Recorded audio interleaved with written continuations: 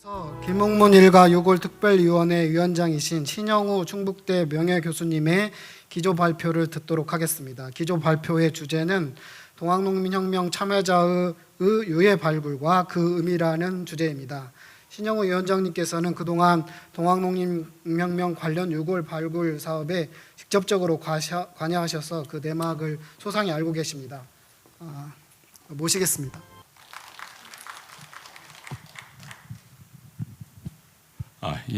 소개받은 신영우입니다.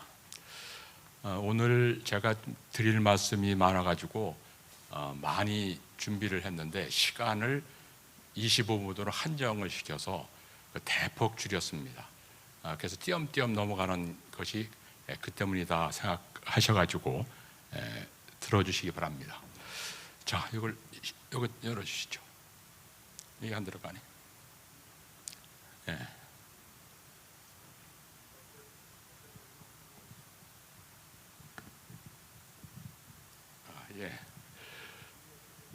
제목은 이렇고 머리말은 제가 앞에 나가서 하겠습니다. 그 필자가 접니다.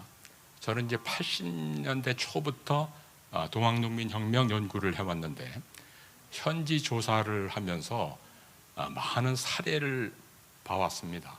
그런데 그 사례는 상당히 많은 분들이 돌아가신 그런 것이 되겠죠. 경상도 예천에서 있었던 일을 조사할 때 보니까 첫 번째로 얘기되는 것이 11명을 산채로 모래사장에 매장한 일이었습니다. 그 매장한 현장을 찾아가서 둘러보고 사진 찍고 여러 가지로 했는데 물가, 한천이라고 하는 물가에 있었기 때문에 지금은 그 흔적조차도 없어졌지요. 그리고 상주에 가서 어느 깊은 산골에 들어가서 얘기를 들었는데 그 얘기 전해주시던 분이 당시 한 80 정도 되셨습니다. 마루 위에 서서 누구에 대해서 알려고 왔다 했더니 갑자기 눈물을 뚝뚝 흘리는 겁니다. 어떻게 알고 찾아왔냐고. 직손도 아니고 방손입니다. 우리 집안에 이런 분이 계셨는데 상주성에서 효수가 돼서 돌아가셨다. 그런데 그 머리를 일가 한 분이 몰래 내려서 두루마기 속에 싸가지고 밤새 그 마을까지 와서 기절을 했답니다. 그래서 그 일가들이 냇가에다가 묻어놨는데 그거를 어떻게 알고 찾아왔느냐, 그렇게 묻는 것이었습니다. 바로 이러한 현지 조사가 여러 지역에서 진행됐습니다. 오늘 바로 이제 그러한 내용에 관해서 간략하게 말씀드리도록 하죠. 자, 그런데 이 말씀을 드리기 전에 19세기 들어와서 우리 사회에 어떤 일이 있었는가 하는 것을 한번 크게 봐볼 필요가 있습니다. 한국 근현대사는 수많은 사건이 일어났는데 수많은 사건이라고 하는 것은 희생자를 그렇게 많이 났다는 그런 얘기입니다. 그런데 그 희생자가 나온 가운데서 가장 많은 사람이 희생된 것, 많은 사람들이 어렵게 지낸 것은 자연재해입니다. 이 자연재해에 대해서는 거의 얘기를 하지 않습니다. 요즘은 자연재해가 있더라도 국가가 잘 챙겨서 그렇게 많은 희생자가 나지는 않습니다. 그런데 이 시기는 가난은 나라도 못 구한다는 말처럼 가뭄이 들어서 많은 사람들이 굶어 죽어도 나라가 구해주지 않는 그런 시기였죠. 그래서 제가 조사한 바에 따르면은 19세기 최대 흉년이 살년이라고 이렇게 당시에 불렀는데 4차례 있었습니다. 병자년, 개미년, 무자년, 갑오년. 갑오년 1894년이 그 이전에부터 시작을 해서 수많은 사람들이 굶어 죽어가던 그런 시기입니다. 왜 그 시기에 그런 일이 벌어졌는가? 이걸 봐야지 알 수가 있는데, 이건 다 빼버리고 사람 간의 문제 또는 관청과의 문제, 이런 것만 갖고 얘기하니까 전체가 이해가 되지 않는 것이죠. 살년이라고 하는 것은 한 해가 아니라 두 해, 세 해 계속해서 흉년이 들어서 먹고 살 수가 없던 그런 시기였습니다. 그런 시기에 세금으로 또 가져갑니다. 뺏어가는 것이지요. 오죽했으면 들고 일어났겠는가. 이걸 생각을 해보셔야 되겠다 하는 겁니다. 한국 근현대사에서 여러 사건이 벌어졌는데 그것을 반란, 봉기, 저항, 혁명 이런 것으로 불려집니다. 그런데 동학농민혁명은 반란으로 처음에 간주되어 오다가 최근에 와서 혁명이라는 말을 쓰고 있습니다. 근데 과연 혁명이냐? 이것은 더 우리가 연구자들이 노력해서 얘기를 해야 되지요. 그런데 그 동학농민혁명의 혁명군은 반란군이라고 하는 그런 개념, 업라이징, 봉기 이런 개념으로 얘기가 되고, 실제로 을면에 있었던 의병은 이건 근황병, 정의를 위한 그런 병사, 이렇게 얘기를 하고 있죠. 물론 매우 중요한 그런 봉기, 그러한 무장활동, 그런 전쟁이긴 했지만은 이 두 사건은 그렇게 나눠서 하나는 반란, 하나는 그렇지 않은 충성스러운 그런 일로 간주해야 할 것이냐, 이건 앞으로 더 우리가 얘기를 해야 되죠. 자, 농민 항쟁은 왜 일어났느냐? 이건 뭐 많이 얘기되어 왔던 것입니다. 조세 수탈에 항거하는 것이고 전제국가의 권력에 저항하는 것입니다. 그리고 그런 수탈이라든가 여러 가지 문제를 극복하기 위해서는 사회를 개혁해야 된다 하는 그런 주장을 했던 것이죠. 그리고 불합리한 경제 관행, 당시에 지주제 하에서 대부분이 소작농으로 살고 있을 때, 또 아주 어려운 춘궁기가 닥치거나 흉년이 닥치거나 했을 때 자식을 팔아서 노예로 팔아가지고 근근히 먹고 살아야 했던 그런 시기에 이런 불합리한 경제 관행을 고쳐야 되겠다 하는 것을 내세우고 봉기를 한 것이죠. 그런데 지방관 그리고 양반들의 민보고는 이것은 반란이다, 반역이다 해갖고서 탄압을 했던 것이지요. 그런데 이런 차원의 것이 아니라 외세 침략, 일제 침략에 맞서서 무장 봉기에서 많은 희생이 또 나온 것이죠. 자, 이런 시기에 돌아가신 그 많은 사람들에 대해서 우리는 어떻게 기억을 하고 있느냐? 역사학에서 연구를 해서 기억을 합니다. 후손도 많은 노력을 해왔고, 자, 그래서 동학농민군과 관련된 연구를 하면서 봉기한 그런 사실, 많은 사람들이 동원돼서 활동한 이야기들, 집결지에서 있었던 일들, 행군 전투 이런 것에 관해서 관심을 가지고 보고 있습니다. 그리고 이런 큰 사건에 대해서, 많은 사람이 희생된 그런 사건에 대해서 기념비를 만들고 여러 사업을 하고 있죠. 이것은 우리나라뿐만이 아닙니다. 전 세계적으로 공통되게 하는 그런 일이죠. 그리고 그것은 정치 교훈이 되고 국민의 윤리의 바탕이 되는 것이고 또 문학과 예술 표현의 대상이 되는 것이지요. 자, 그런 사건 중에 두 개만 보도록 하죠. 여러 개를 조사를 했는데, 우크라이나에서 지금 아주 큰 나라에 대항해서 그 지역민들이 엄청난 싸움을 하고 있죠. 자, 그 배경을 한번 보시면은 여러 가지 것을 우리가 알 수가 있습니다.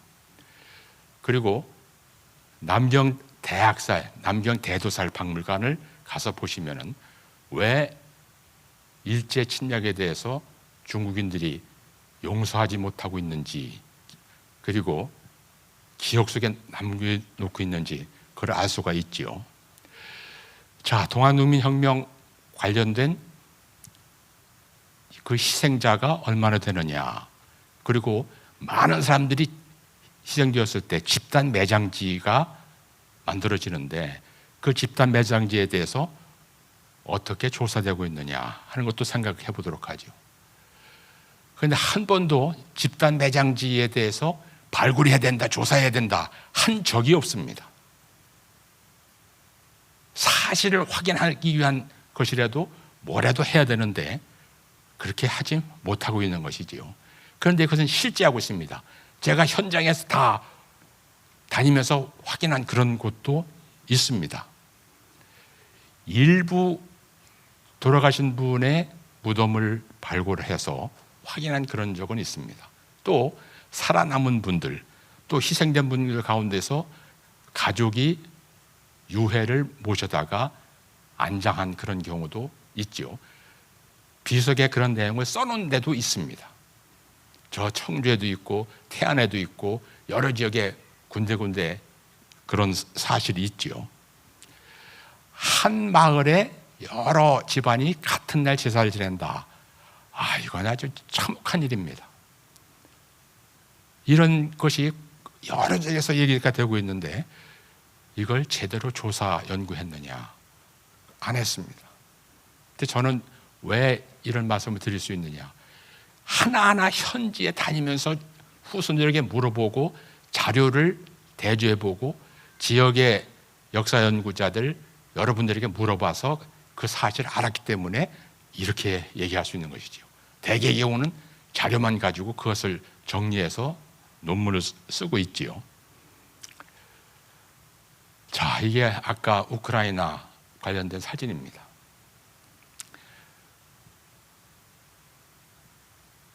저 스탈린 당시에 우크라이나에서 곡식을 강제로 빼앗아 가니까 이에 저항을 했습니다. 몰래 숨겼죠. 그러니까 군대를 보내서 많은 사람을 체포 처형을 하고 곡식을 약탈해 갔습니다.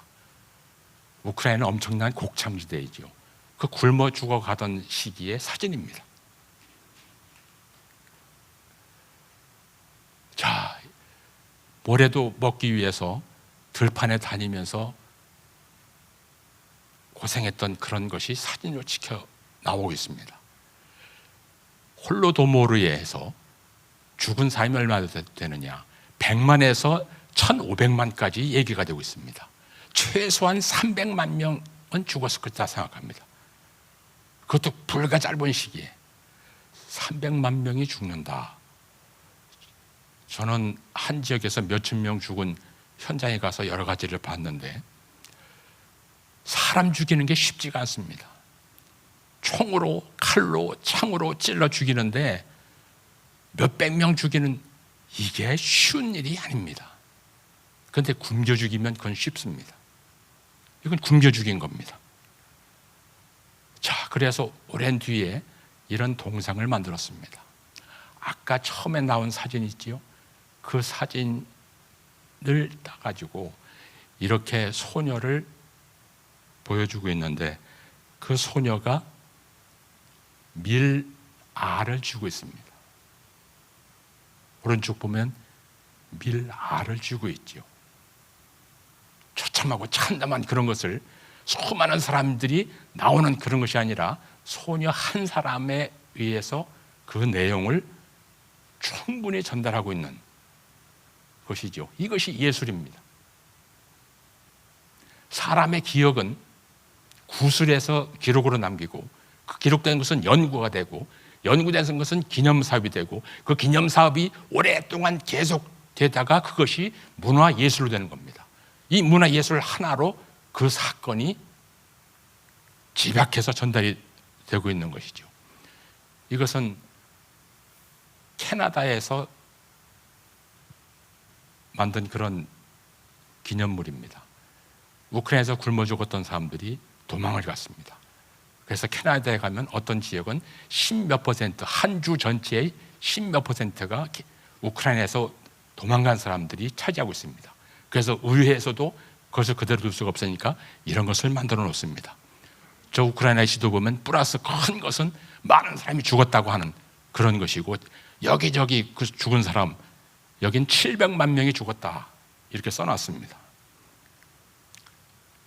바로 그 많은 사람들이 희생된 것을 아주 극적으로 보여주는 것이 유해입니다. 이 유해는 후손도 찾을 수 없고 떼적음을 당했기 때문에 발굴한 데서 이렇게 해서 그대로 보여주는 겁니다. 이런 것이 전 세계 여러 지역에 있습니다. 대규모 학살단 그런 지역에서 유해를 통해서 보여주는 역사의 그 현장, 역사의 엄혹한 그런 사실, 이것이 잘 드러나고 있는 것이죠. 그리고 이렇게 박물관을 만듭니다. 자, 동학농민혁명 기념관, 박물관, 우리가 그 전시관을 와서 봅니다. 그 전시관의 내용이 어떤 것인가? 저도 처음부터 참여했지만은 부끄럽게 짝이 없습니다. 연구가 충분히 되지 않고 내용도 부실하고 거기서 뭘 전해주는지 이것도 잘 알 수가 없습니다. 거기 와서 뭘 느끼고 가는지, 국민 교육의 현장이 되는지 이것도 잘 모르겠습니다. 아주 부끄럽게 짝이 없습니다.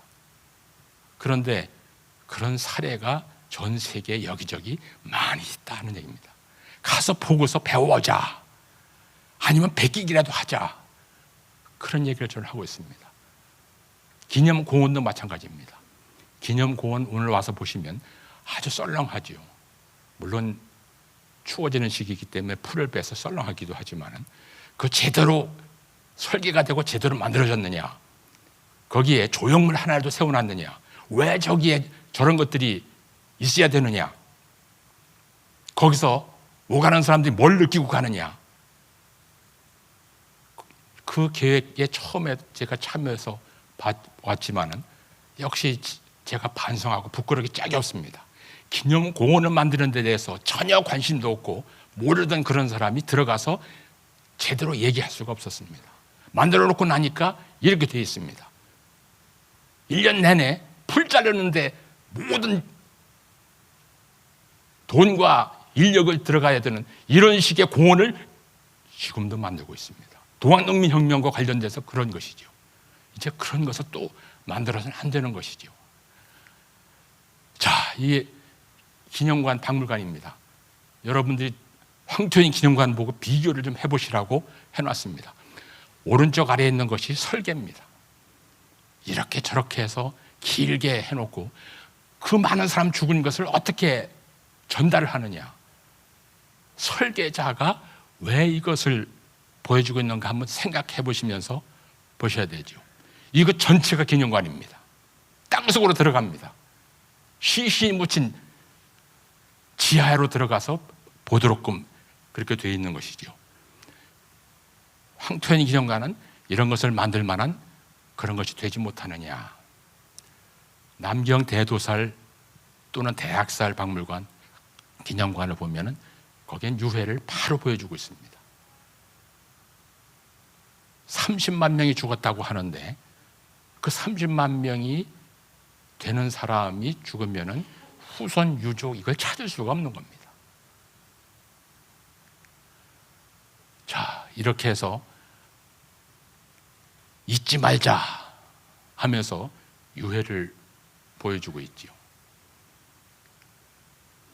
그리고 이렇게 조형물을 만들어 놨습니다. 당시 사람들이 신었던 중국 신, 이것을 이렇게 쭉 들어놓고 보여주고 있는 것이죠. 한국에서 이런 기념 사업을 할 때 어떻게 하고 있느냐? 바로 이런 것을 만들어 놓습니다. 의병과 관련된 것, 임난과 관련된 것을 보면 대개 이런 것이죠. 좀 비교를 해볼 필요가 있죠. 3.1운동과 관련된 것은 이렇게 해놨습니다. 자, 미국에서 베테랑 전역자들의 또는 군인들의 공원들을 이렇게 만듭니다. 저 오른쪽 전체 구성을 한번 보세요. 이것이 굉장히 많습니다. 굉장히 많이 준비를 해놨는데 다 빼버리고 이거만 드러났지요. 황토현 기념공원을 최근에 많은 돈을 들여서 만들어놨는데 그것하고 비교를 좀 해봤으면 좋겠다 하는 겁니다. 자, 거기에 조형물들을 이렇게 저렇게 세워놨습니다. 자, 그리고 동학농민혁명과 관련돼서는 우표가 안 나왔습니다. 남북전쟁에 관해서 5개 큰 전투지를 하나하나 해서 기념우표를 만들었습니다. 그리고 거기에 기념공원을 만들었습니다. 1865년에 끝났는데 불과 몇 년 뒤에 1890년, 94년, 95년, 99년에 기념공원이 이미 만들었습니다. 자, 기념공원입니다. 넓은 땅, 전투지를 그대로 담겨서 이렇게 보여주고 있지요. 국립군사공원이라고 합니다. 무기도 보여주고 게티스버그 전투가 어떻게 벌어졌는지 상세하게 이런 모습을 보여주고 있습니다. 워싱턴 바로 옆입니다. 게티스버그라고 하는 데가. 그리고 제일 극적으로 보여주는 그런 내용이 바로 이런 무덤인 것이죠. 당시 희생됐던 사람을 잊지 말자 하는 것이죠.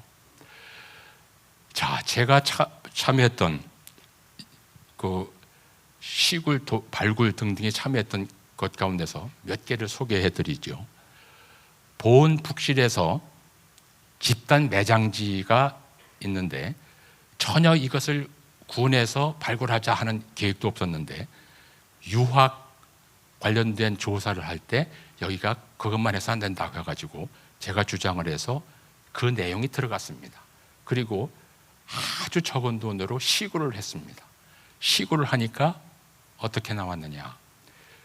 북실에서 활동했던 사람은 동학교단에서 기포령을 내려서 모은 경기도, 충청도, 강원도 그리고 경상도 지역에서 온 그런 사람들입니다. 특히 경기도에서 많이 왔습니다. 그리고 여러 지역에서 전투를 벌였습니다. 제일 아래 17차례 전투를 벌였다. 경기도, 강원도 사람들이 우금치 전투에서 싸우고 한 그런 내용들이 기록에 다 나옵니다. 북실 전투에서 얼마나 많이 죽었느냐. 총 맞고 죽은 사람은 300여 명이랍니다. 그리고 골짜기와 숲속에 널려있는 시체가 얼마인지 알지 못한다 하고 아예 보고에 나옵니다. 300몇 명은 그야말로 전투 중에 죽은 그런 사람일 텐데 여기에 더해지는 것이 2,200여 명입니다. 골짜기 얼마큼 죽었는지 대충 세봐도 2,200명이 죽었다. 더하면은 얼마나 죽었느냐. 하룻밤 하루 낮 동안에 죽은 분들이지요. 기록에 그렇게 나옵니다. 주민 증언을 들어가지고 3군데의 집단 매장지겠다는 것을 확인을 했습니다. 하나하나 확인해 봤더니 다른 데는 다 없어버리고 특히 성종이 앞 야산에 묻힌 데는 객토를 해가지고 저 북실 앞들에다가 뿌렸답니다. 헝겊이 있는데도 불구하고 그냥 갖다 뿌렸던 것이죠. 보은에서 나는 쌀은 동학농민군의 유해가 객토된 그런 논에서 나오는 쌀입니다. 그리고 강신리 앞에 골짜기가 있는데 그 골짜기를 찾아가서 시구를 했습니다.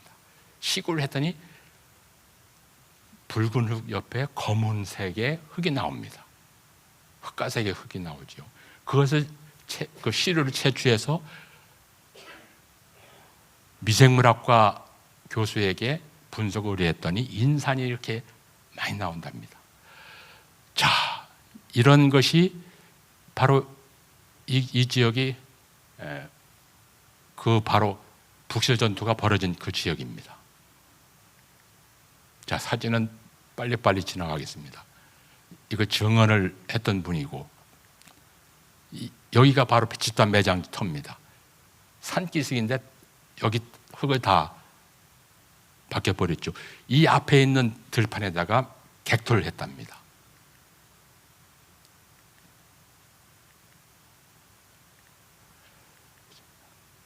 자, 이건 그 당시 엄청나게 춥고 눈이 많이 왔던 때랍니다. 그래서 제일 눈이 많이 왔을 때를 찾아가서 사진을 찍었습니다. 이 산속에서 죽은 겁니다. 총에 맞아 죽고 칼에 찔려 죽고 몇천 명인지 모르지만은 여기서 죽은 겁니다. 자, 홍천의 풍암리에서 역시 발굴을 했는데 여기도 제가 참여해서 일일이 이것저것 봐왔습니다. 그런데 신인간에 나온 기록이 보면은 엄청납니다. 내가 직접 어릴 때 보고 들었던 것이라 하면서 창으로 찌르고 칼로도 찌르고 총개머리로 때려서 눈 빠진 사람, 창자 나온 사람, 다리 부러진 사람이 절벽에 거꾸러지고 산과 들은 모두 핏바다가 되며 비린 냄새가 코를 찔러서 아무리 포악한 관균이라도 눈물을 흘렸다고 나옵니다. 송장 뜯어먹는 개가 미쳐 다니기 때문에 그 개를 잡았다 하는 것이 나오지요. 그런데 피가 자작자작 흘렀다고 해서 자작곡이라는 말이 나왔다고 하는데 이것을 발굴했더니 아무것도 안 납니다. 이게 바로 전투지입니다. 군에서 유해 발굴을 하고 이거를 성역화자 하는 것을 이런 연구 내용을 보고 스스로 군에서 자청해서 이렇게 했습니다. 이것도 발굴을 했는데 이미 길을 내는 그런 과정에 다 없어져 버렸습니다. 이게 전투가 벌어졌던 그런 적이고 지금 그것을 바로 무덤, 집단 매장지가 있던 위에 이런 식의 벽화를 만들어 놨습니다. 자, 상주 임국의 강선보라고 하는 분.